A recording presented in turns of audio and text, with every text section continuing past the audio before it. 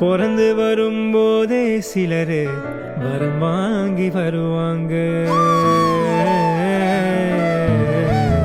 பிறந்து வரும்போதே சிலரு வரம் தரவே வருவாங்க. வரமா வந்தம்மா வாஞ்சையுள்ள தங்கம்மா, சிட்டர் நசுக்காத சிங்கந்தா எங்கம்மா.